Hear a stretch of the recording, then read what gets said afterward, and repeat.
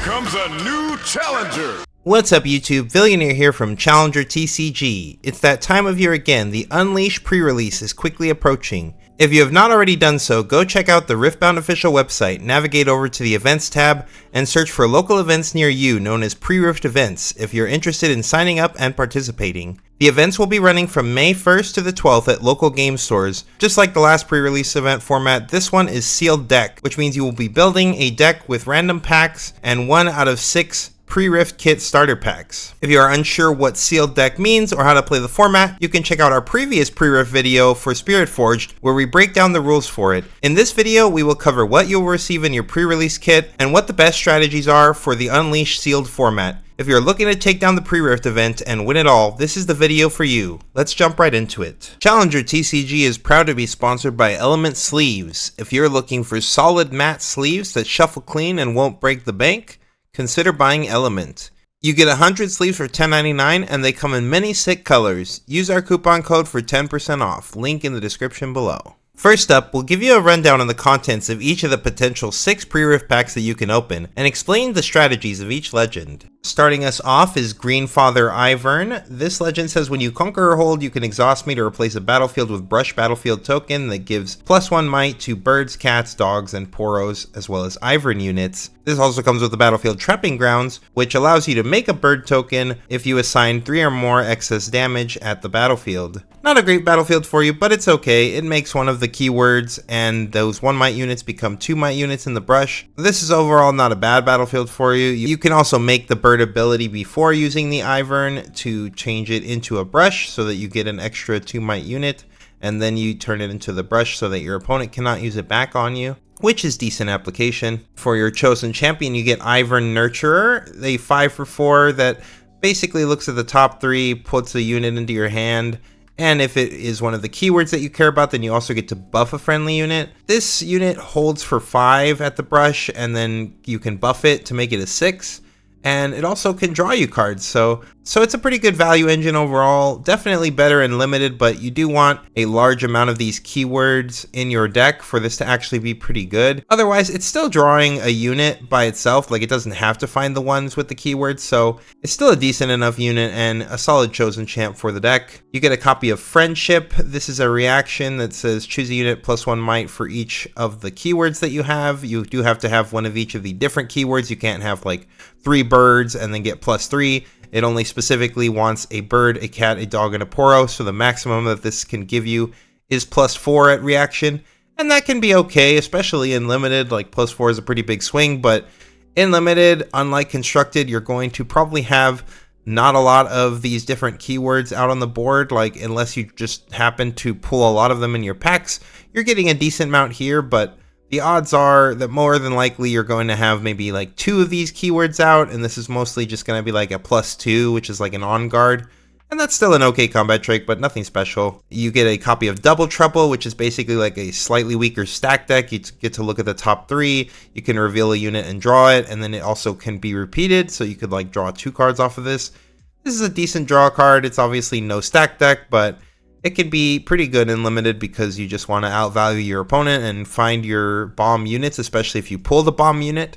And there's a lot more bomb units, especially in order this set, so this card might be pretty good for you. Mutated Mouser is one of the best support cards for Ivern. Not only is it a cat, but it blocks for 3, it actually blocks for 4 on the brush, which is massive for a 2-drop, and it has Tank, a great keyword, and overall can be used to help trade off this 2-drop for a larger unit while still protecting your bigger units like your Ultra Soft Poro or something. You get a copy of Soul Harvest for 2 and a power. This kills a unit at a battlefield with 3 or less. This is just not action speed or reaction speed, so it's not super great removal, but it's still removal. In limited, you might see some use out of this, like being able to just clear a 3 that now lets you run over the battlefield. Like that's pretty good, especially just for 2, but I wouldn't try to play too many of these cards, and it would be one of the first ones that I'd be cutting if I can find better stuff. Next up, you have Crimson Pigeons, a 3 for 3 that gets +2 while attacking with another unit. It does have a bird keyword, which is pretty good for the deck, but it's just a 3 for 3. You'll probably play it if you need more birds in your deck.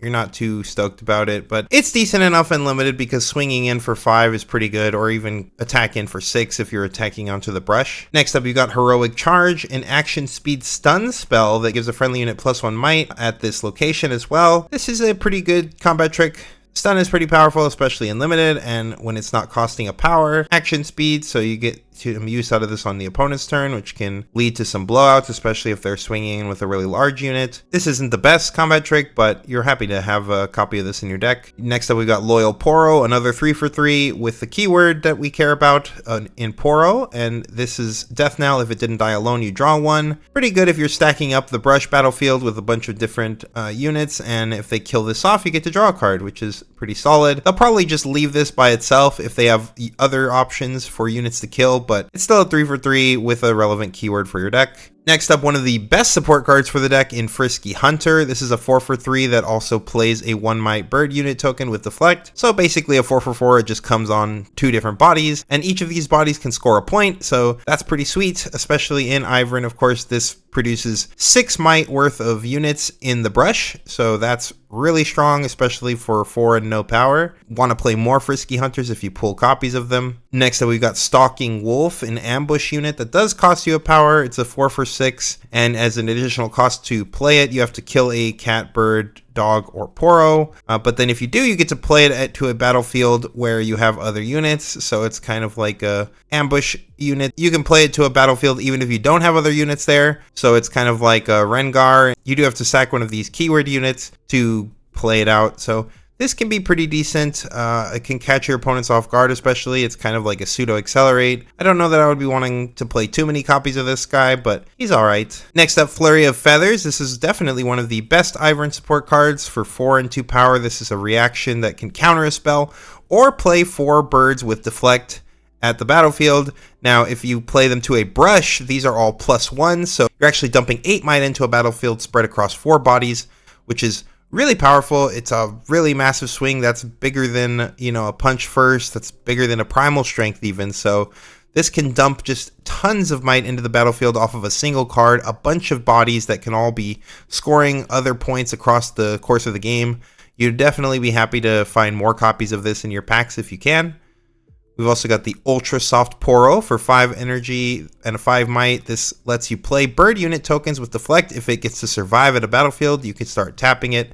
Of course, this gets +1 in the brush, and the birds also get +1, so if this rides unchecked and your opponent's not able to deal with it, it can just basically snowball the game by continually putting 2 more units into play every single turn. And these units have the keywords that you desire that work with the brush as well. So it can just be so much might and your opponent will not be able to deal with it all. And finally, we've got Starhound. This is a 5 for 6 that costs a power. When you play it, you can return one of the keyword units from trash to the hand. This is a really solid unit. It's above rate stat-wise, though you do have to pay a power, but it can also pull any of your units back. It can even grab itself if you have multiple copies, so this is a unit that can just keep looping itself. And 6 is a really strong breakpoint, especially going to 7 when you actually are in the brush. So this is a pretty solid unit for this deck, and you'd be happy to find more copies of it as well. Overall, I think that the Ivern deck is a little gimmicky, but you could definitely make some really respectable mites because of the brush, and in limited that can be a lot harder to deal with because we don't have as many good removal tools. So you can definitely run away with some games with the Ivern deck. Next up, we'll talk about the Diana deck. Scorn of the Moon Legend has the ability at reaction, you can add an energy that can only be spent during showdowns. This does not only mean combats, you do trigger showdowns even when you go to open battlefields, so this is an additional energy that you can spend even if you're just attacking an open battlefield. It also comes with the Abandoned Hall, which is when you play a spell, you can give a unit +1 at the battlefield, basically making any unit at the battlefield a Ravenbloom student, which is really strong, especially for a spell-based deck like Diana. You get an excellent chosen champion in Diana Lunari, a 3 for 3 that allows you to, during a showdown, you can pay an energy and predict, which basically lets you look at the top card of your deck. Then you can reveal the top card of your deck, and if it is a spell, you can draw it. So you can basically look at the top card. If it's not a spell, you can put it to the bottom, recycle it, and then you can reveal the top card. And if that one is a spell, you can draw it. Of course, if in your prediction you see a spell and you want to draw that spell, you can leave that on top rather than recycle it and draw it as well. This is a really strong Chosen Champ. You get to play this turn 1 going second, which is really powerful, and it just helps you draw, which is amazing. You always would like a draw engine. And Scorn of the Moon actually provides the energy that you need to pay this cost to draw a card, so you're not even really having to actually spend real runes to do this. Overall, just a really powerful champ, and this card will be carrying the deck quite a bit. We get one of the best spells in the set in Existential Dread. For 1 energy and a power, this can stun an attacking unit, and then if you want to repeat it for just 2 energy and no power, then you can stun another unit, or if you target an already stunned unit, then you can bounce that unit to its owner's hand instead, basically turning this into a Rebuke. And yeah, Rebuke's a pretty powerful card. Obviously, this for 2 energy and a power becomes a 1 power Rebuke. Now, granted, it can only hit attacking enemy units, but that's pretty much all you needed to do. This is just such an excellent bomb of a card. You'd want to play as many copies of these as you pull. This card is such a massive tempo swing, and you're happy that you get 1 copy guaranteed in this deck. You also get a copy of Abandon. This is a counter spell in purple that puts the spell back into its owner's hand, and you also get to do a Predict. You will be putting it back in their hands, so if it's a cheap spell, they can always replay it, of course, making this card not that great. But if you're countering a big spell, something that costs, 4 or 5 or 6 or 9, then obviously they're not going to be able to play that spell again for the turn, and you basically just like time walk them for an entire turn. You take an additional turn, basically. They didn't get to do anything. It's a really powerful card. Happy to have a copy of it. Next up, we got Iceveil Archer. This is just a 2-drop, 2 for 2. You can pay an energy to give a unit -1. Of course, you can get that energy from your legend. So this can basically swing in and kind of be a 3 might, essentially. It's not super great, but it can swing in for 3, and that's kind of strong. It beats over other 2-drops, so you're happy to have a 2-drop in your deck that actually has some amount of upside. Next up, we've got the Bewitching Spirit, a 3 for 2 that says when you play me, choose a player, they discard 1. This card's going to be excellent in Limited. There's not a lot of draw power in Limited, so this card can just start eating away at your opponent's resources right away. It's also not too badly statted, so it's not like their 2-drop will be able to just like run this over. It'll most likely trade. They're going to need a 3-drop or higher to be able to actually run this over on rate, and if this already took care of a card from their hand, that's really strong. You'll be happy to play some amount of these in your deck if you pull them. We've got the Chakram Dancer, a 3 for 3 with Ambush, and when you play me, give your other units here Shield. This can be a pretty good combat trick. It's also just a 3 for 3 by itself, so if you just need a 3 for 3, that's cool. If you just need a 3 for 3 with Ambush to like run over an extra battlefield, kind of to pseudo accelerate the Dancer into the battle and get over them with the additional 3 might, that can be pretty good. And if you do it defensively, then of course you can give every unit their shield, which can just be a big blowout, can really mess with your opponent's combat swings and the numbers that they actually need to swing into. So definitely a respectable 3 for 3. You're happy to have a copy of this card. Next up, you've got Eclipse. This is one of the best combat tricks in the set. You get to, at reaction speed, give a unit -4. This is not minimum 1 like Smokescreen, and you also get a Predict out of it. Granted, it does cost a little bit more than Smokescreen, but no power. And of course, with your Scorn of the Moon, this really only costs 2. So overall, just an insane combat trick for the deck. You're happy to have as many copies of these as you can find. Next up, we got the Lunar Boon for 3 energy. This is a reaction speed spell that says discard 1 and draw 2. Not a great limited card because you don't really have things that you're digging for unless you like ripped a really powerful bomb. And if you did, maybe this is a card that you'd consider running, but overall I'd probably be looking to ditch this for actual interaction. I'm not trying to just pay 3 energy or even 2 energy in the showdown with my legend to just discard 1 and draw 2. But it's not a bad card. If you don't have too many other good cards in your color combo, you can play this and you're not going to totally hate it. Next up, we got Crescent Strike for 3 and a power. This is an action speed spell that says choose a battlefield and deal 4 and 1 to each enemy unit there. This is really strong removal. Deal 4 to a battle, deal 4 and then 1 to everything else can be really strong, can help you make some crazy trades. But it's even if you don't need to make trades on the other things, the 1 extra damage is just kind of icing on the cake. You're really just happy dealing 4 to something and clearing a 4 might unit out of a battlefield for 3. This is pretty strong. You also get access to Star-Crossed, another rebuke type effect at reaction speed. This is such an insane card. This is definitely one of the best cards in the entire set, and you're happy to have access to a copy of this. This is Reaction Speed Rebuke. It hits things at base, and it does have to return your own unit to your hand, which is a small downside, but if you have things like Bewitching Spirit, for instance, to just replay and get more value out of, you don't even really mind that. And of course, like returning a 2-might unit to return your opponent's like 9 energy play is well worth it. You'll be happy to take that trade every single time. As many Starcross as you pull, I would try to play this card. This is going to be an absolute bomb of a common and limited. You've got the Crescent Guardian, which is a solid 4/4 unit. If you played a spell this turn, you can pay a Chaos as an additional cost, and it enters ready, so it kind of comes in accelerated. You will have to pay an additional spell to do this, so you're not going to be able to do this in the early game, but even just playing this as a 4/4 on turn 2 is solid rate, and you're happy to have some amount of those in your deck. We've got the Walking Roost, a 5/6 that costs no power, so this unit is a bit overstated, but it gives your opponent a bird unit token when it comes into play, and they will of course be able to attack with that unit first.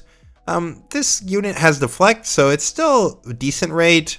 In limited, you might actually end up playing this and you won't hate it that much, but overall I'd be looking to replace this with something else because I'm not trying to play units that give my opponents units. And finally, you get a copy of Moonlight Affliction. This card is so terrible. We tore this apart in our set review if you have not watched that. So yeah, I mean, this card is terrible even in limited. You never will want this card.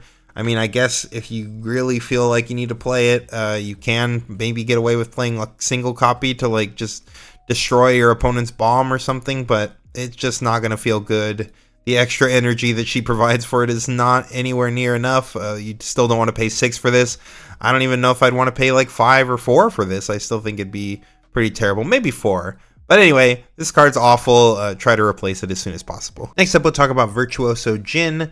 This legend says when you play a spell, if you spent 4 or more, you can banish it, and then if there are 4 or more spells banished with this effect, you put each in the trash, channel 4 runes, and draw a card. Notably, these runes do not say to channel them exhausted, so they are channeled readied, allowing you to play additional cards after you trigger Jin's effect. The battlefield for the Jin deck is Forgotten Library, which lets you predict when you spend 4 or more energy on a spell. This battlefield is alright, I guess. I mean, it's likely your opponent will be able to do this, but it's just not a very high payout, but you'll probably use this if you don't have anything better to use.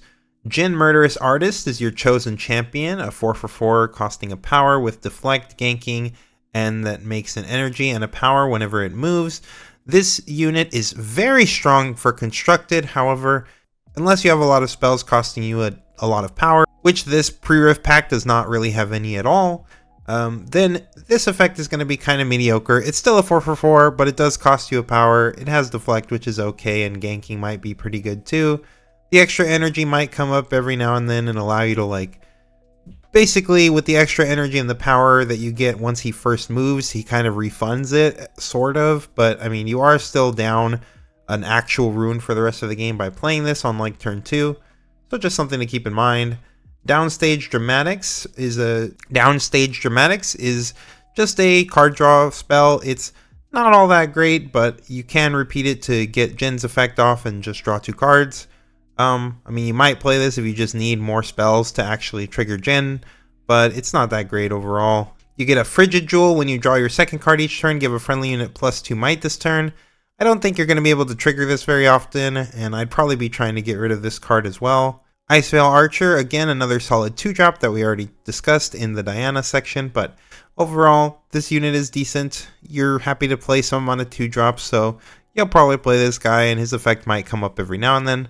Lotus Trap for 2 energy. This card can be hidden. It also is reaction and says it doubles all damage that would be dealt to a unit this turn. This can help you clear really big units. It can help you make trades if you hide it on a battlefield to let your unit basically do twice as much damage as it normally would. I think this spell's really strong. You'll be happy to have some amount of these, even though it's not triggering your Jin. It just helps you clear big things and make trades that you otherwise normally could not. Upstage Comedy is a very flexible spell that lets you ready a unit, and it has repeat if you want to do it again. So it's kind of like a little first mate type effect. You can move a unit back, ready it. You could actually move 2 units back if you repeat it and ready both of them, allowing you to do some pretty cool mobility stuff, or you could even just like play units from your hand, then play the Upstage Comedy to untap them. I like this card. I think it's very flexible. I think it's going to shine in limited. You don't want to have a ton of these in your deck, but you're happy to get access to one in your pack. The Prepared Neophyte is a 3-for-1 that gets big if you spend 4 or more to play a spell. Seen it's alright. I mean, you'll probably play this in this deck just because you probably don't have too many better options. But, I mean, it's just going to kind of get run over on your turn. Very unlikely you're going to be holding up 4 to actually allow this to buff itself on the opponent's turn. Deadly Flourish is a pretty good removal spell. Dealing 3 to an enemy unit at the base is pretty nice. Also hits battlefields, of course, but yeah, just notably, it's able to hit the base, which is what makes it pretty good. And it gives you a gold, which helps you, you know, pay power costs and things like that. So overall, pretty solid spell. Definitely great for the Jin deck. Dramatic Visionary is a 4-for-4 that actually has an ability. I mean, you're never hurting in limited for some on-rate bodies that actually have lines of text. So you're probably going to be playing this card and you'll be happy to have some amount of them in your deck. Square Up is a really powerful closer or just a insane combat trick. You can give a unit +4, and then if you discard a card as your repeat, you can give it another +4. I don't think this card is going to see very much constructed play, but in limited, a +8 swing from hand is so much might. You'll be able to basically win any combat or like do some crazy 2 or 3-for-1 trades. So I think this card is pretty solid and limited. You'll be at least happy to have the 1 copy that you get in the deck. The Fate Weaver is a decent body. At least it doesn't cost you a power and it can potentially draw you a card. Of course, this card can also whiff. And when it does, you'll be pretty sick that you just played a 5-for-4. But more often than not, if you build your deck the right way, this card can actually like draw you a card. But it's probably on the chopping block if you can pull better cards. Sprite Burst is an excellent card for Jin, not only triggering his ability, but also giving you 2 readied sprites to either score double points if both battlefields are open, or to like send somewhere and deal 3, or send them both into 1 unit and deal 6 to it. Just a very flexible card overall that lets you score points or deal damage to things while also triggering your Jin ability. And finally, we've got Revna the Lore Keeper, a 7-for-7 that costs a power. The only card in the pack that actually costs a power.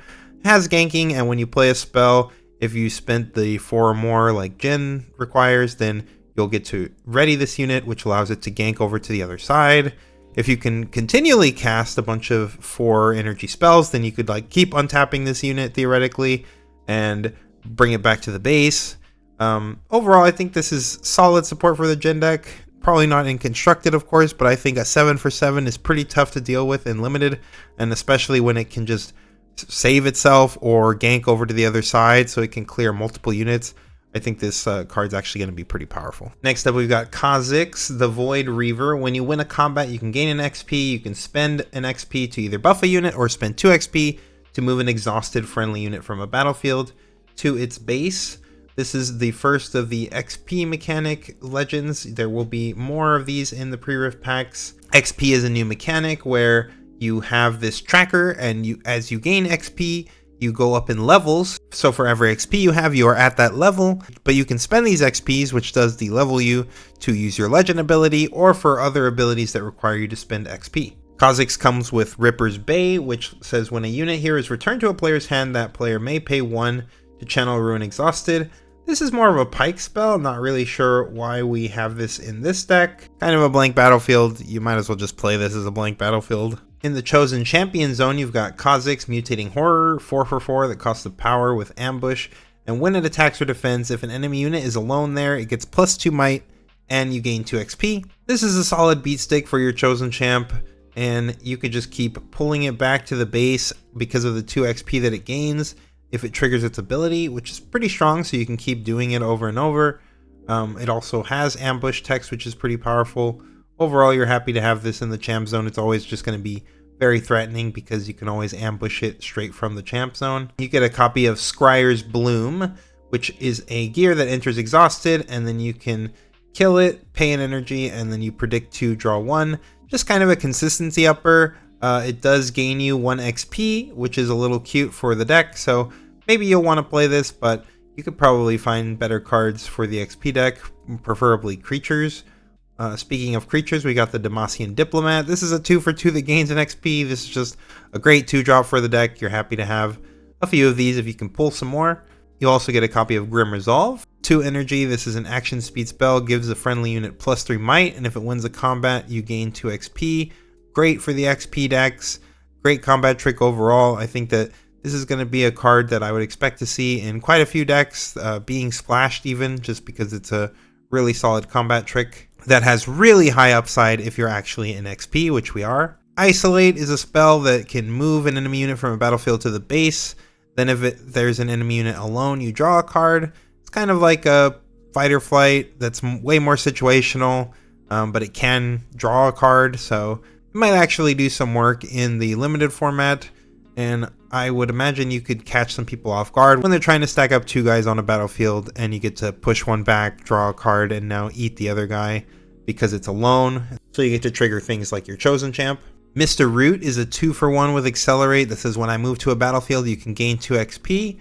This is an excellent 2-drop for Kha'Zix. You can basically just drop this on turn 1, score a point on turn 2, use the 2 XP that you gain from moving to move this back to the base. Then you get to use it again next turn to gain another 2 XP and potentially score you more points in the future. Call to Battle is not a great spell, but you could find some use for this because it is kind of removal. Because it is a form of removal if the board state is correct for it, but because your opponent gets to choose the unit that they bring in, if they ever have a unit that you just can't deal with, this is just going to kind of be a brick in your hand, so I'd cut these if you can.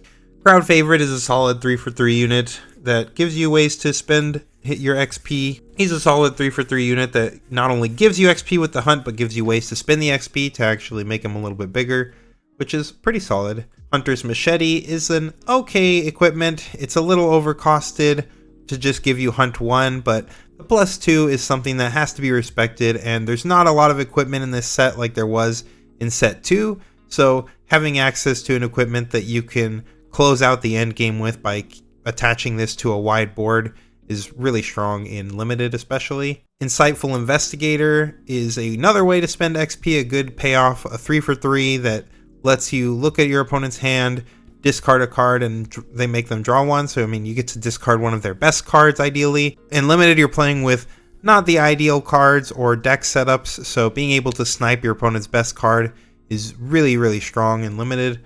Kinko Initiate is another excellent 3-for-3 that lets you draw additional cards if you just have 5 or more might on the board, which is really strong. 3-for-3s that just draw a card. I mean, I would want to play as many of this card as I can find. Vicious Snapjaw, when another friendly unit dies, gain an XP.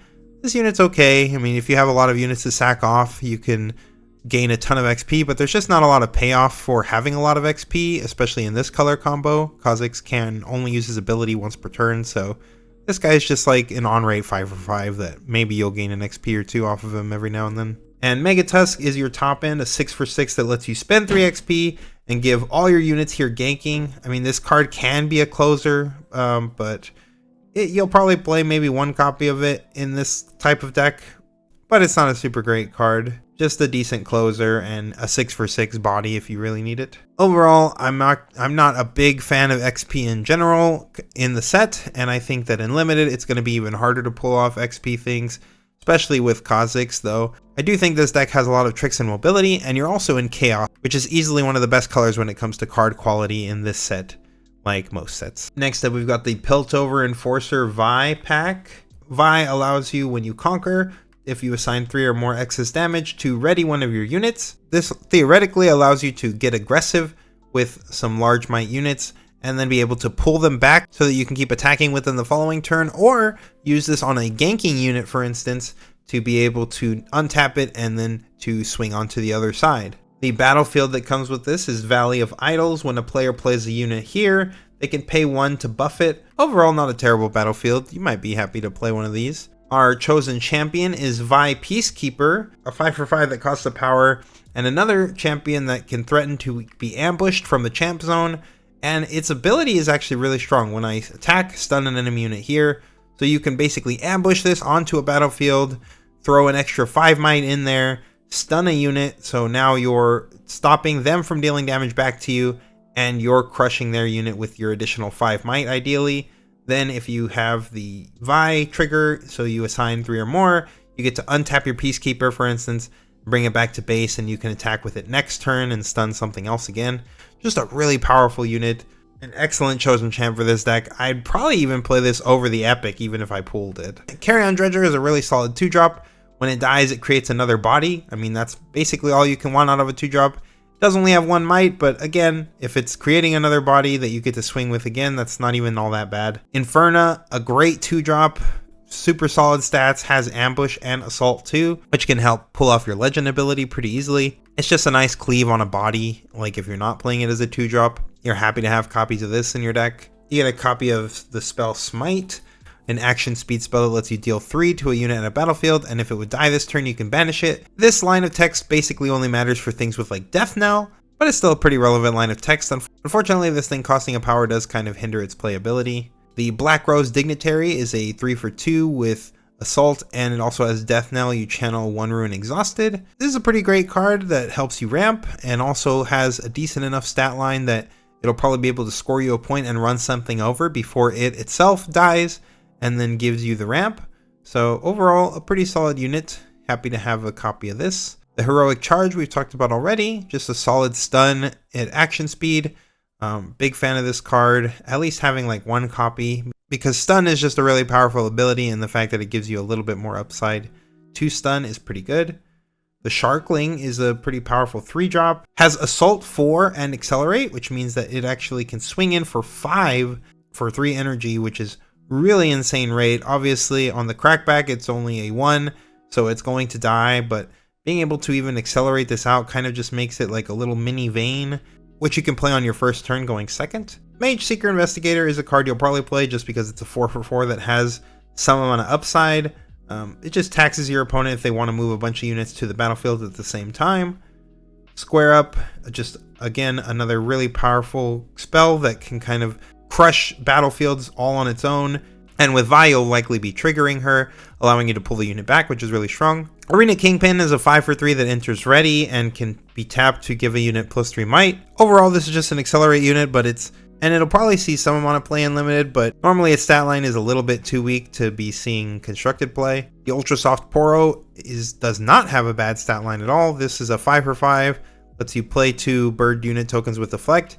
If you get to play this like in your base and then swing into a battlefield using the Vi, using your legend ability, you could like untap this so that you can then tap it and make 2 more birds, which is kind of a cute interaction with your legend. Lord Broadmane is a card that has ambush, and when you play me, give your other units here assault. This is a decent ambush unit and a pretty cool combat trick, especially when swinging in with a wide board. You might actually want to play one of this. I don't know if you'd play too many more beyond that. And we get a copy of Yeti Brawler at the top end. That's your 6 for 6. This says when I conquer, if you assign 3 or more, you can make 2 golds exhausted. This guy is kind of clunky, but it's still a 6 for 6 that doesn't cost you a power.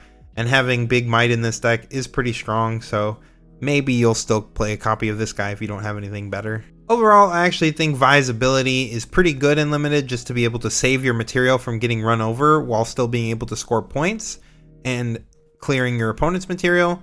So I think this legend ability might actually be somewhat relevant, but I think that the color combo is not all that strong this set. And finally, the last legend pack to talk about is Wuju Master, Master Yi.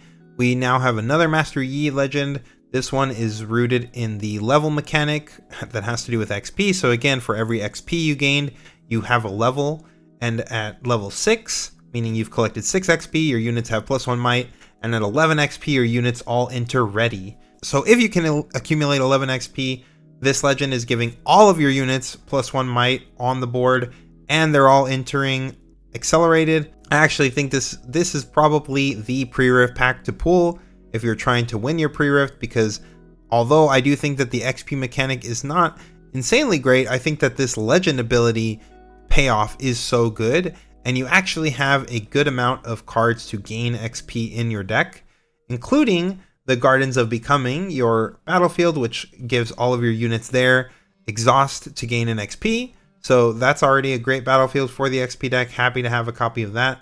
We get Master Yi Tempered, which is an excellent XP Chosen Champ. This is the Chosen Champ that you want for this deck, even in Constructed. This thing has Hunt 2, and at level 6 it gets Deflect and Ganking.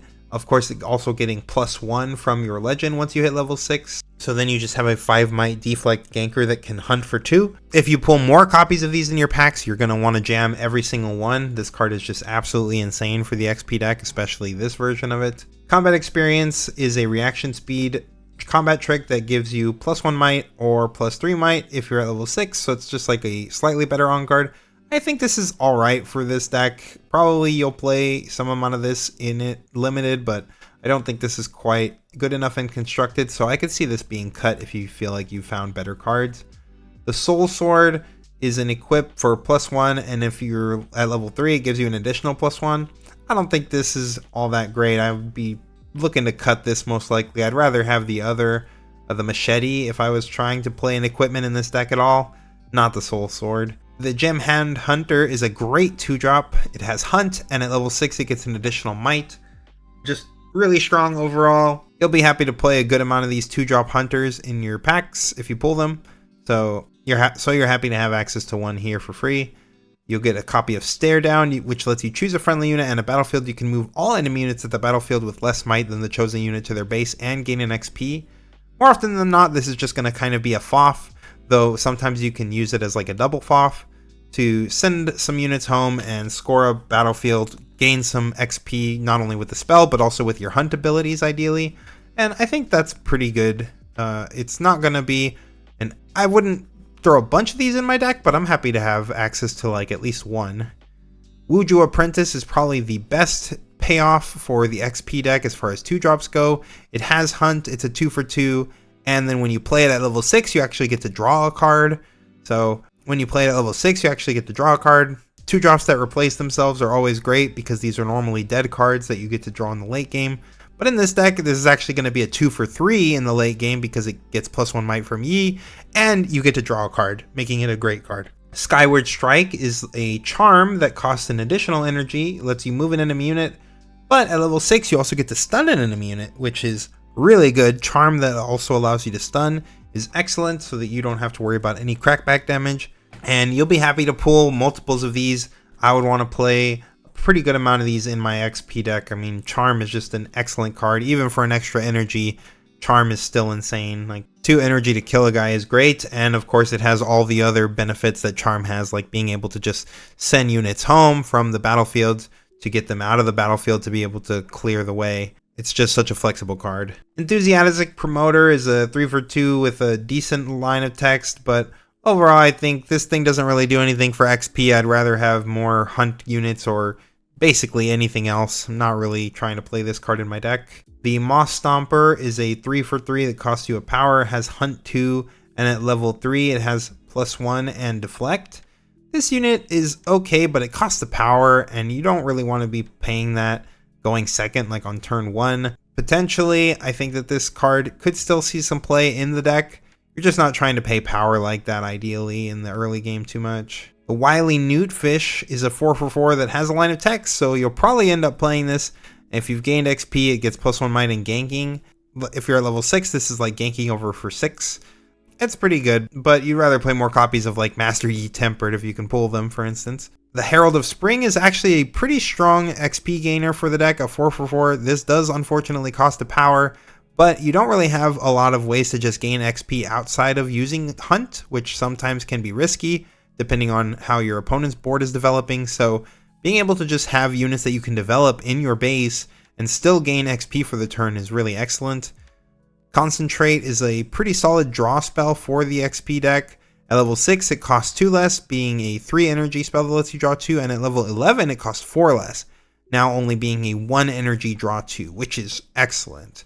Level 11 may be a little bit of a pipe dream with the cards that you get in this pack, though it's not completely outside of the realm of possibility. I think that I think that with all the support that came just in the pre-riff pack alone, you have a pretty solid chance of pulling that off. And finally, for your top end, you've got the Voracious Gromp, the only card in the set that actually hunts for 3. So just an excellent hunt card for your deck. You get to play this on turn 2 going second, and hunt for 3 the next turn. It doesn't cost you any power. It's solid stats. It gets up to 6 might once you get to level 6, which this card helps you easily get to, basically by just swinging like 1 time. I'm a fan of the Gromp. I would play this in my XP decks, and you'll probably play another copy or 2 if you pull some. I think overall the Wuju Master is probably the strongest deck out of the pack, though the other color combinations do have really swingy bombs in their higher rarities. So while I think that this deck has the highest floor, I think that the ceiling with the other decks, depending on actual pulls, is much higher. But if I was trying to win my pre-rift and I pulled the Wuju Master Pack, I'd probably be looking to lean into this deck because I do think it's insanely strong what it's doing. Now that all the pre-rift packs are explained, we will move on to discussing what cards you should be on the lookout for in your booster packs to add to your deck, breaking down the top 3 commons, uncommons, and rares in each domain. Keep in mind that these lists are not based on how good the cards are in the constructed metagame, only how good it is to pull in the context of only playing with unleashed cards in a sealed limited format. First up, we'll be talking about Fury, covering the top 3 commons. Coming in at number 3, we've got Mischievous Mirai. This is a 2-for-2 2-drop that has some hidden upside. You always will need 2-drops anyway in your deck, and this one is actually not bad to draw in the later game because it can be hidden to give you an extra 2 might for free, and when you flip it and use its hidden, it'll actually deal 2 to a unit at the battlefield. So this can actually be a 4 might swing on a 2-drop, which is pretty strong. Coming in at number 2, we've got Upstage Comedy. Just a pretty flexible spell that allows you to either accelerate units out from your hand or do the first mate thing by pulling units back and allowing them to ready up and swing to the other side, kind of giving them ganking. Just a really powerful spell, and the repeat really makes it really strong, being able to like basically doing a flash type maneuver in a red deck. And the number 1 common goes to Inferna, a 2-for-1 with Ambush and Assault 2. This is just a great 2-drop. It trades over most other 2-drops when it's actually attacking, and you can ambush it in, kind of making it like a cleave but with an extra body. Overall, just an excellent combat trick and a 2-drop that you're happy to play in your deck. For the top 3 uncommons, at number 3 we've got Rite of Conquest. This spell allows you to draw 1, then draw 1 for each battlefield you or allies control. Essentially, this can cap out at a draw 3, which is pretty solid and limited, especially just for 3 energy. It will cost you a power, but yeah, if you can set this up for a draw 3, this is going to pull you so far ahead in card advantage that you will likely destroy your opponent unless they are ahead of you on the board. Coming in at number 2, we've got Square Up. This gives a unit Assault 4, and you can repeat it by discarding a card, which gives you now Assault 8. Or you can split this up, of course, and you can give 1 unit Assault 4 and another unit Assault 4 to clear both sides of 2 battlefields.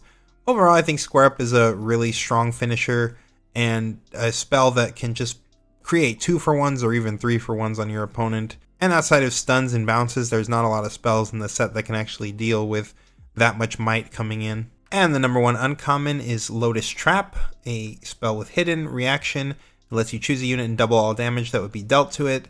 This just lets you trade up on bigger units or turn your burn spells or ambush units into double damage units. This card is just super flexible in a lot of ways, and it's pretty cheap. It doesn't cost you any power unless you're trying to hide it. So overall, I think that Lotus Trap is a really, really strong card. Coming into our top 3 Fury rares, we've got the Blighted Battle Axe at number 3. This is an equipment that gives you +4 might, which is absolutely insane. That's as much as a Blade of the Ruined King. And at the end of the turn, if you didn't conquer this turn, you can unattach it and deal 4. So there is the downside, of course, if you go and like conquer one side. Then if you hold that side with the axe, then because at the end of the turn, since you didn't actually conquer with that unit, unless you like give it ganking or you do something like send it back to the base and then ready it so that you can swing to the other side, then it will deal 4 to the unit that it's attached to. But +4 might is just so insane, and it's recurable +4 might because you can keep attaching this to all of your units over and over, just like all the other equipments. And this one is nowhere near as costly as Blade of the Ruined King for all that might that it gives you. Coming in at number 2, we've got Jin Murderous Artist, a deflect yanking unit that when it moves gives you an energy and a power. It does cost you a power, so this unit is pretty strong, but not really as strong as our number 1 here. And I think in most cases, if you pull are number 1, then you'd likely be playing it as a chosen champ over this unit. But if you do have a lot of ways to actually spend power, or potentially to just like ready the Jin and be moving him around quite a bit so that you can get multiple triggers, then the Jin is just going to be kind of mediocre, but he's still a decent unit overall. And at number 1, we've got Rengar Unseen. The same stats as Jin, however, this has Assault 2 and Accelerate rather than the When I Move ability, which I think in Limited is actually going to be quite a bit better. And this being able to be your chosen champ is absolutely bonkers. I think that this is going to be one of the most used chosen champs. This being able to be one of your chosen champs is just absolutely bonkers. And I think that unless you are using a chosen champ that specifically goes with your theme, this is a really good default chosen champ if you're in these colors. Next up, we'll look at Calm. Top 3 commons. Coming in at number 3, we've got the Frisky Hunter. 4 for 3 that when you play it adds an additional might unit with Deflect onto the board. Overall, I think this is a solid unit no matter what. It's a 4 for 4, but across 2 different bodies. But each of those bodies can score a point, theoretically. So I think it's a really powerful card because you're basically getting 2 cards out of 1. And I think that that's solid enough on its own. But if you're actually playing it in the Ivern deck, then it gets even better because each one of those bodies actually gets +1 might at the brush. So absolutely must play it if you're playing the Ivern deck. Otherwise, I still think it's a solid enough unit that you'd want some amount of copies of this if you're playing Calm. Coming in at number 2 is Mutated Mouser. Excellent 2-drop that blocks for as much as a Stalwart Portal, but also has the tank keyword. Another excellent unit for Ivern because it does have the cat keyword, which matters for the brush. But even outside of Ivern, you'll be happy to play this in pretty much any deck as one of your 2-drops. And at number 1, we've got Skyward Strike. This is basically just Charm for an extra energy, but it has an upside if you're in the level deck, the XP decks. And the upside's really strong, being able to Charm with a stun attached to it. But even if you don't have that line of text, even if you have 0 ways of gaining experience, you'll still be happy to play multiple copies of this card because Charm is just that good, that even if you made it twice as much energy, you would absolutely still want to play this card because it's just so strong. Now, taking a look at uncommons, coming in at number 3, we've got Allay, Eager Admirer. This is a 3 for 3 with Deflect, and while it's out of battlefield, your other units have Deflect as well. That's just a solid 3-drop overall.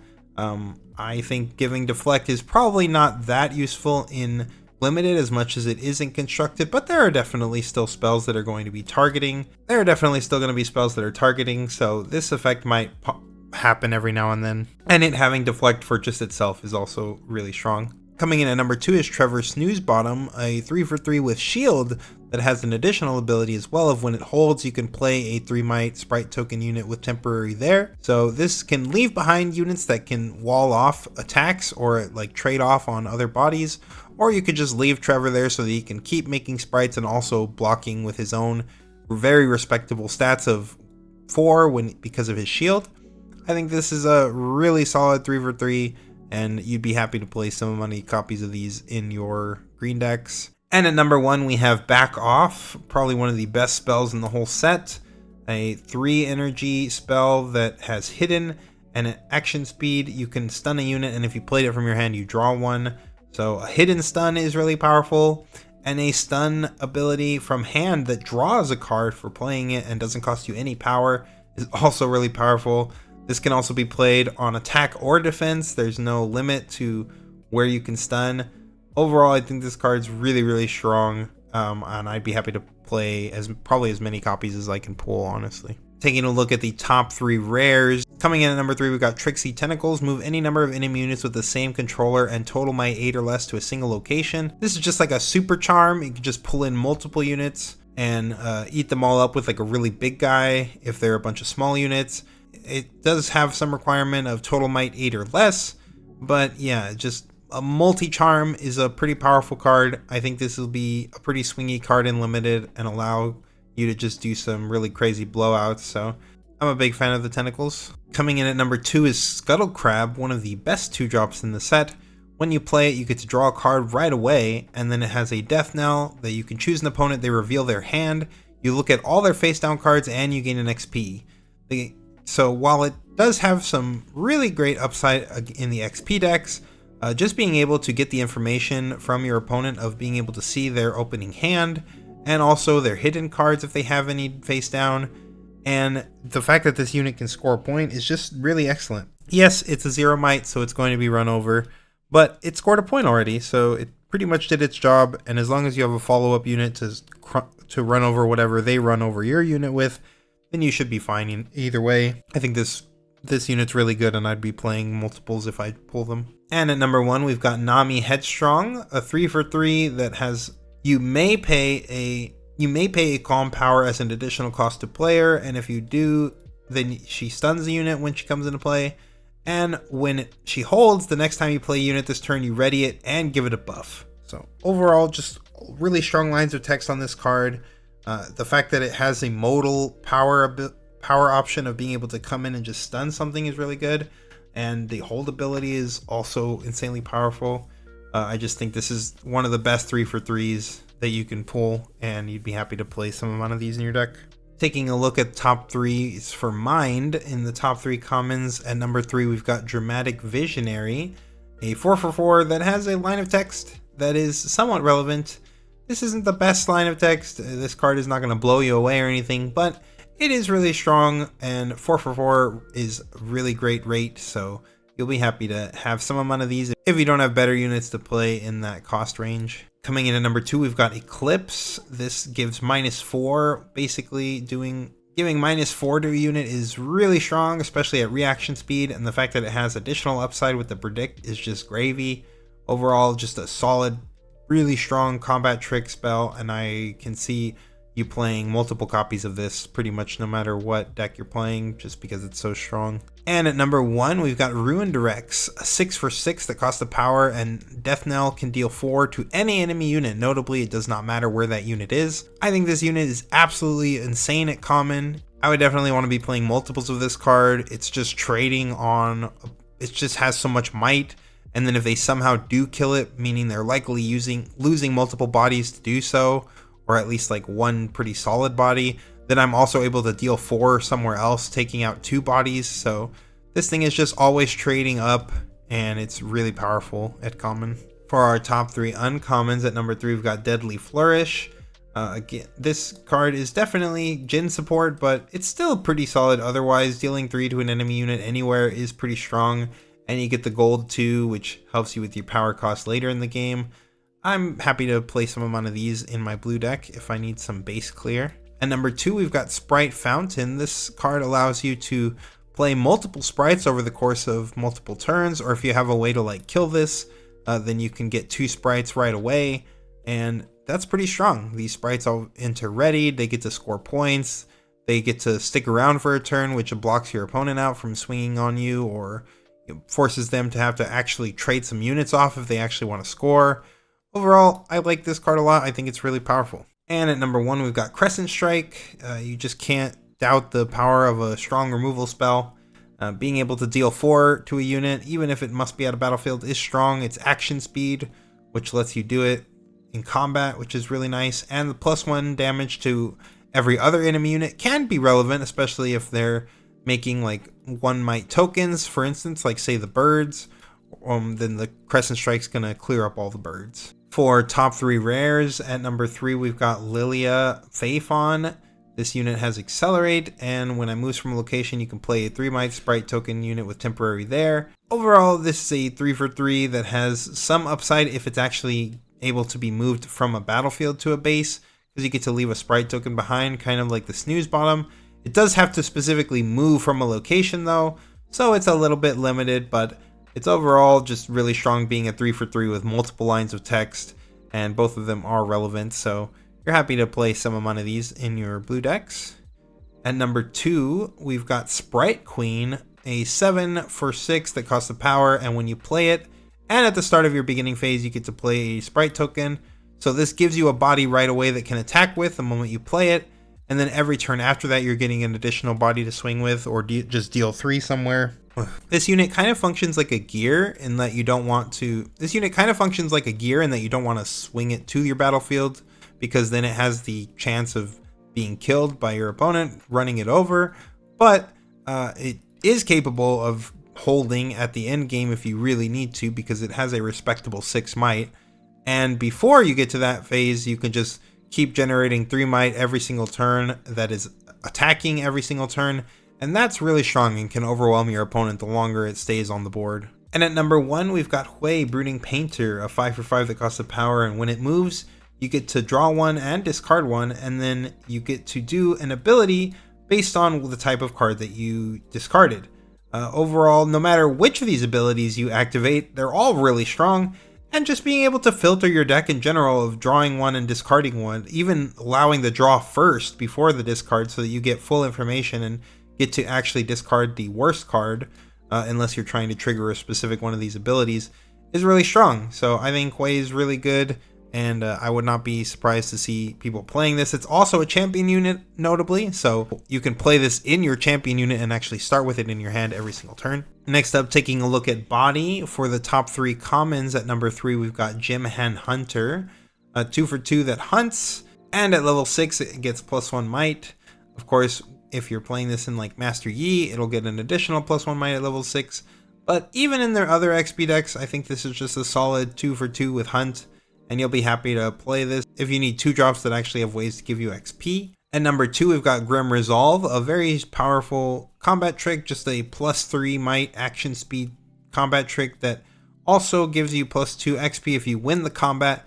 So even more upside for the XP decks, but I think even if you're not playing any XP whatsoever and you're just in body and you have access to some Grim Resolves, I would consider playing them because +3 might at action speed is really strong. And at number 1, we've got Kinko Initiate, a 3/3 that when you play it, you draw 1 if your other units have total might 5 or more. A 3/3 that draws a card is excellent, and the odds are you're probably going to have units that total 5 might or more in the mid to late game, so you'll probably be able to trigger this fairly often, making this just always draw a card, and any unit in your deck that costs this little and is on rate and replaces itself is just super excellent. I would try to play multiple copies of this card if you pull them. Next up, taking a look at the uncommons, at number 3 we've got Wily Newtfish, a 4/4 that has slight upside if you gained XP. Otherwise it's just a 4/4 body, but you didn't really have a ton of options in uncommons for fantastic cards in this color, so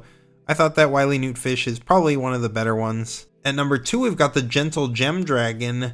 This is definitely a big card, and it's not going to come down to the late game, but an 8/8 that doesn't cost you any power whatsoever and readies 2 runes to allow you to do different combat tricks and things like that is really strong. So essentially it's only costing you like 6/8 because you're getting a refund on 2 of the runes, so you can play like another 2-drop or hold up an interaction spell. I think this card's really strong, and you'll be happy to play some amount of these at your top end. And we have Stare Down at number 1. I think this is going to be really strong and limited, especially if you have really big cards in your deck, like the Gentle Gem Dragon. Being able to just choose that unit and then send all units with 8 might or less back to the base can be really strong, especially when you're trying to go for game and just close out a game. Like, being able to FOF multiple units is really powerful. For top 3 rares, we've got Master Yi Tempered coming in at number 3. This is such a good card for the XP decks. It's one of the best hunt cards in the whole set, and you'll be happy to play multiple copies of this. If you're in the XP deck, I would want to have this as my chosen champ more often than not. Even if I'm playing like Kha'Zix and I had access to the purple 4, I'd probably rather have this Master Yi as my chosen champ. At number 2, we've got Irresistible Fey Folk, a 2-drop that when it moves to a battlefield, you can move an enemy unit to that battlefield.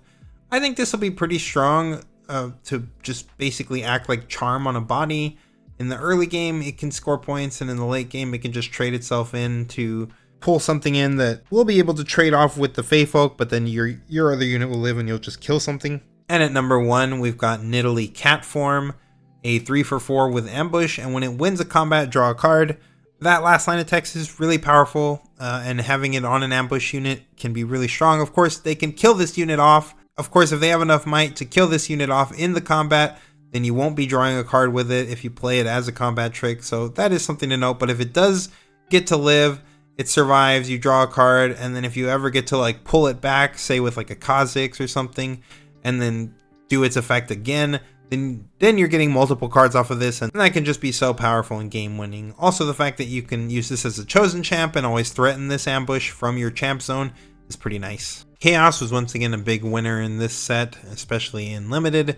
Starting with the top 3 commons, we've got Isolate at number 3. Move an enemy unit from a battlefield to its base, then if there's an enemy unit alone, you draw a card.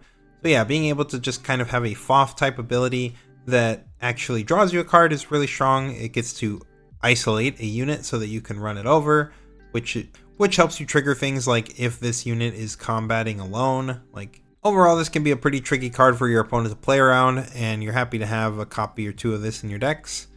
And number 2, we've got Bewitching Spirit, a 3-for-2 that when you play it, choose a player and they discard a card. This is just overall an excellent card in limited. Like there's not a lot of card draw to begin with. So if you're pulling off Bewitching Spirit, you're just killing cards from your opponent's hand essentially for free. And it's not even super below rate of a body. So if you get to ever bounce this too, it's pretty crazy because then you get to play it again and do it again. And that's when things can just start getting out of hand if you're bouncing it with things like Pike or cards like Star-Crossed. Speaking of Star-Crossed, coming in at number 1 for our top commons is Star-Crossed. This is a reaction speed spell that lets you return a friendly unit and an enemy unit to their owner's hand. This is Rebuke that can hit at base, which is so insanely strong. It only costs a single power. It cannot be understated how swingy this card is. Being able to bounce like your 2-drop and being able to bounce your opponent's largest unit is such a powerful tempo swing, especially when this card can be hitting base. There's really nothing your opponent can do about it. And I think in limited, you'd be wanting to play as many copies of these as you can. I think it's going to be an excellent card. It's going to blow out your opponent most times. For top 3 uncommons, we've got Blast Cone coming in at number 3. When you play it, you move an enemy unit, so a charm type ability. And then it has the line of text, when you move an enemy unit, you can exhaust this to stun it. So it's a charm that also comes with a stun. And in the future, if you have additional move abilities, you can keep tapping this to stun those units. I think a charm type effect is really powerful. And if you get a lot of move abilities, this can just be a really powerful spell. If you get a lot of move abilities, then this is going to be a really powerful card for you. At number 2, we've got Abandon. This is a counter spell, which can be a total blowout if your opponent doesn't see it coming, or if they played a really big spell, like say the Ruination, then this card is just going to completely blow them out by stopping them from doing whatever they want to do. And for just 2 energy, it's just such a good rate, and you'll be happy to play some one of these. And at number 1, we've got Existential Dread. This card is so powerful. It's basically Rebuke or Thwonk in one. It's modal, so I mean, you can use it as a bounce, you can use it as a double stun, you can even just use it as a single stun if you don't want to use the repeat, and all you're able to leave up is a single energy.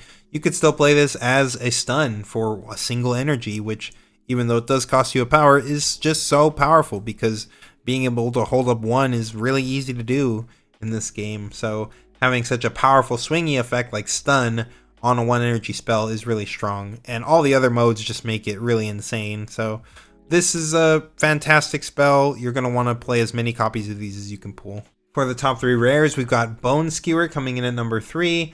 This lets you choose a battlefield. Your opponent reveals their hand. You choose a unit from it. They play it to that battlefield, ignoring all costs, and if they do, you stun it. So this can just basically look at your opponent's hand, which is good information, but also pull a unit from their hand and then charm it in. You stun it, you eat it, and that's the idea behind the card. I think it's going to be really powerful and limited. Obviously, if you look at your opponent's hand and they only have like massive 10 drops or 12 drops in their hand, then the card's not very good. But hey, at least you still saw their hand, and it doesn't make you put the unit out. You can actually choose to not put any units out. So obviously that's a low roll for the card and you don't want to play it like that, but it is nice that even on the chance that, you know, your opponent reveals a hand that you don't want to do anything with, you still got the hand information and you don't get punished or anything by just seeing that they have the big cards, because you don't have to play them. At number 2, we've got Evelyn Entrancing. Pretty notably, this is a 2-for-2 champion unit, so you can actually play this in your champion zone, and then you could just opt to not play any other 2-cost or 3-cost units and only play higher cost units, because you'll always have this turn 1 play every single time. So that's kind of a pretty interesting card as far as building around goes, but Even outside of this champ zone, it's a really powerful 2-drop. It allows itself to be hidden and then has backline. And if you play it from face down during your turn, you can move an enemy unit at a different location to its battlefield. It has backline, so it likely won't die, and then you can eat whatever they move in, right? So it's kind of like a charm on a body, which is pretty strong, especially because your opponent typically doesn't want to attack into battlefields that have hiddens at them. They don't want to have to play around whatever hidden that is. But then if they don't attack it, then you flip it over on your turn, and now all of a sudden you've charmed in their guy, and they don't like that either. So overall, the upside, this card is just really tricky to play around, and it's really strong, and even just as a 2 for 2, it's still just an on-rate 2-drop. So I think this is a really powerful card. And at number 1, we've got Heedless Resurrection. This card basically lets you just replay your big units from the bin and without having to pay any of their costs. If they do something like a removal spell or an existential dread or something to bounce your unit, you could just say, no, actually, I'm going to kill my unit and I'm going to resurrect another copy of it or something else that's similar size or cost. And that's really strong. I think this card's going to be excellent in limited and in constructed. And finally, we'll talk about order. For the top 3 commons, coming in at number 3, we've got Loyal Poro. On rate 3 for 3, and if it doesn't die alone, you get to draw 1. I mean, we like cards that draw us cards, and it's on rate, so overall pretty good. The Poro keyword does matter in Ivern as well, or in any of these keyword specific for any of these keyword specific payoffs. So that can be relevant as well, depending on the deck you're in. Number 2, we've got Heroic Charge, stun spell at action speed. I think this card is pretty strong because stun is really strong, and the fact that its action speed is really nice, so you can use it in combat. The +1 might randomly come up as well. Overall, a solid trick. And at number 1, we've got Carrion Dredger, a 2 for 1, and when it dies, you create a 1 might bird unit token. The bird keyword might matter for Ivern decks, but either way, just a 2-drop that spawns another unit after it dies is really powerful, basically giving you multiple bodies off of a single card that can both score points, and one of them has deflect. So I think it's a really good rate for a 2-drop. You'd be happy to have some of these in your deck. For the top 3 uncommons, we've got Starhound coming in at number 3. This lets you pull back a bird, cat, dog, or Poro from the trash to your hand, and it's also a slightly overstated unit, but it does cost you a power. Notably, if you have multiple Starhounds, then you're able to actually use Starhound to get back Starhound, and that can be really strong because you're then basically never able to truly like run out of bodies because they can keep pulling each other back. And I think that that's strong enough that this deserves a spot on the list. And number 2, we've got Divining Shells. This is a gear that basically lets you bank a combat trick and gives you some vision as well, which is somewhat nice, but basically paying 2, and then you get to keep this gear around and you can crack it later on in the match whenever you want to give a unit +2 might at action speed. I think that's pretty good. I would have rather have it be reaction speed, but I still think it's strong to be able to bank a combat trick for later. And at number 1, we've got Shadow's Call. Choose a friendly unit without temporary and give it temporary, then draw 2. This is just a great way to like kill off some tokens or some 2-drops in the late game that you don't really need to be able to turn those into cards. 2 mana to 2 energy to draw 2 cards is really solid rate for a draw spell, and I'd be happy to play some of these in my yellow decks. And taking a look at the rares, at number 3, we've got Ash Focused. When you play it, you can choose an opponent. They reveal their hand, you choose a card revealed this way and banish it. Then when they hold, you return it to the hand. This can just snipe some of your opponent's best cards, their big bombs, and they can't get them back super easily. If it was on Conquer, I think this card would not be very good, but it's actually on Hold. And holding can be a tall order. There's a lot of ways to stop holds, even if you have to trade off your units or something. And to keep their best card out of the game for the entire game seems like a pretty good payoff. At number 2, we've got Atakan. 10 energy and 3 power for a 7 might is so much, that's such a high cost, but you can actually kill friendly units as an additional cost and reduce its cost by whatever the friendly unit that you killed's cost was, and then that makes this unit actually very reasonable to play, and its effect is really insane. When I attack, the defender must kill one of their units. So I mean, just having a unit that every time it swings makes an opponent kill things, especially on a ganking unit that has this much might, is really strong. I think if you get to pull out this guy even like once or twice and he gets to live for a few turns, your opponent's going to lose the game pretty quickly. And at number 1, we've got Vi Peacekeeper. I think this is an excellent champion unit. I would be happy to play this as my chosen champ in many decks, not just Vi for sure. It's a 5 for 5. When it attacks, you stun an enemy unit there, so you can ambush it in. It's now attacking, and you get to stun something and just like crush a battlefield. Such a strong and swingy card. I'm really happy to play some amount of these in my decks, and even if I only pull one, it'll probably be my champion unit unless I have something really excellent to play otherwise. And with that, that's going to conclude our video. I hope that this information was helpful to you and you're able to take down your Unleash Pre-Rift event. If you have any comments about any of the information we shared or anything to add, please go ahead and leave that in the comments below. If you like the videos that we make here, please leave a like on the video, and if you want to see more videos like this in the future, then subscribe to our channel for more. We will be coming to you guys soon with additional Set 3 content. See you guys on the Rift. Challenger TCG is now powered by TopDeck.gg. TopDeck.gg is the tournament software you want to be using when hosting any tournament. It has instant pairings, a robust mobile app, integrated payments, and an easy-to-use interface, all for just $12 a month. You can get a free 14-day trial right now if you want to try out the software, and use promo code CHALLENGER for an additional month free of charge. If you decide you want to keep the software, use promo code CHALLENGER25 for a 25% discount off your yearly subscription plan.